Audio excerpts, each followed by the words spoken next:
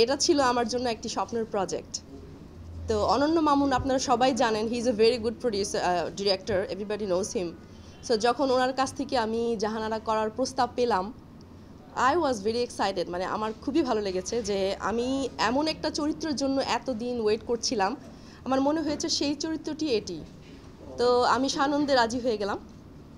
তো জাহানারা চরিত্রের যে মূল বিষয়টি ছিল সেটা হচ্ছে একজন প্রতিবাদী নারী চরিত্র, যে কিনা প্রবাসী, যা আমার চরিত্রের সাথে সম্পূর্ণ মিলে যায়।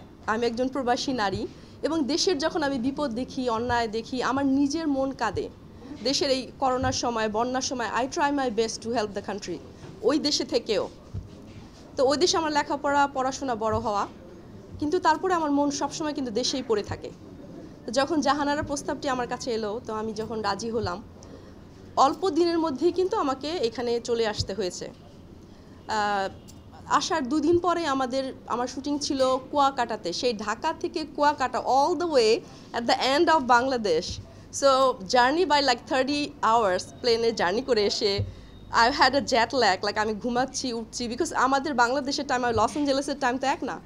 তো সেই সময়ে লাইক 11 ঘন্টা জার্নি করে আমাকে অল দ্য ওয়েতে সেই কুয়াকাটা যেতে হচ্ছে। তো খুব ভালো লেগেছে আমার কাছে, like after all the journey I was tired, but আমার কাছে খুব ভালো লেগেছে যে পরিবেশটা, প্রাকৃতিক পরিবেশটা মনোমুগ্ধকর ছিল, যা দেখে মন ভালো হয়ে যায়, আমার ক্লান্তি দূর হয়ে গেছে। তো আমাদের 20+ ইয়ার্স, আমার কলেজ ইউনিভার্সিটি ওখানে, এখানে কলেজ করার পর আমি আবার ওখানে চলে গেছি। আসার পরে যখন জাহানারা চরিত্রটি আমি দেখলাম, জাহানারা ছিল মূলত একটি প্রতিবাদী নারী চরিত্র, এবং যেখানে আমি কেন্দ্রীয় চরিত্রে অভিনয় করেছি। আমি চেষ্টা করেছি আমার 100% দিয়ে, আমার নিজস্ব স্বকীয়তা বজায় রেখে আমার চরিত্রের মাধ্যমে যে আমি প্রতিবাদ করছি অন্যায়ের বিরুদ্ধে, সেটাকে আমি ফুটিয়ে তুলতে চেষ্টা করেছি একজন প্রবাসী নারী হিসেবে। তো সেই জিনিসটা আমার কাছে অত্যন্ত ভালো লেগেছে। আমি চেষ্টা করেছি, আই ট্রাইড মাই বেস্ট। আমি আশা করি দর্শকদের ভালো লাগবে। আপনাদের যদি ভালো লাগে তাহলে আমি সার্থক। আমার যে মূল বিষয়টি আমাকে আকৃষ্ট করেছে, the thing that I love the most is the story of a women whose fighting against the corrupted people, like দাদনদের বিরুদ্ধে যারা ব্যবসায়ী, যারা অত্যাচার করছে, জেলে সমাজকে, যেসব জেলে সমাজরা নিপীড়িত, তারা সুদের লোন পরিশোধ করতে পারছে না, তাদেরকে মেরে ফেলা হচ্ছে, তাদেরকে অত্যাচার করা হচ্ছে। সেইখান থেকে একজন বিদেশি নারী এসে সবার চোখ ওপেন করে দিল এবং তাদের পাশে দাঁড়িয়ে, তাদের সাথে থেকে প্রতিবাদ করে সেই অত্যাচারীদের বিরুদ্ধে তারা জয়ী হলো।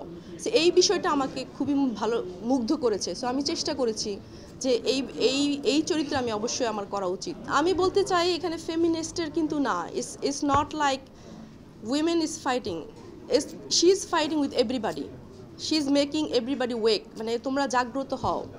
সে বিদেশে যখন এই ঘটনাটা টেলিফোনে যখন ভিডিও ফুটেজটা সে দেখতে পেল যে দেশে এত বড় একটা অন্যায় অত্যাচার হচ্ছে, সে এসে প্রতিবাদ করবে। একজন প্রতিবাদী মানুষ হিসেবে আমি বলবো যে প্রতিবাদী মানুষ হিসেবে সে অন্যায়ের বিরুদ্ধে প্রতিবাদ করেছে। একজন ফেমিনিস্ট হিসেবে আমি বলতে চাই না, একজন প্রতিবাদী নারী মানুষ হিসেবে। আমার মনে হয় আমরা মানুষ হিসেবে আমাদের সবারই যে কোনো অন্যায় দেখলেই প্রতিবাদ করা উচিত। At least we have to have the courage to say something about it. You saw something is going bad, why you not gonna say and say something and sit down there and look at people are watching you, and you're just gonna walk away, and that's not right. মানে আমার মনে হয়েছে যে হ্যাঁ, অবশ্যই একজন নারী plus একজন মানুষ হিসেবে অবশ্যই তাদের থেকে আমি অনুপ্রাণিত। I love to follow those women who lead us, but I think as a person হিসেবে আমি চেয়েছি সমাজের এই অন্যায়টার বিরুদ্ধে প্রতিবাদ করতে। সংবাদ, ফিচার ও অনুষ্ঠানের জন্য ভিজিট করুন সংবাদ প্রকাশের ওয়েবসাইট এবং যুক্ত থাকুন ফেসবুক পেজ ও ইউটিউব চ্যানেলের সঙ্গে।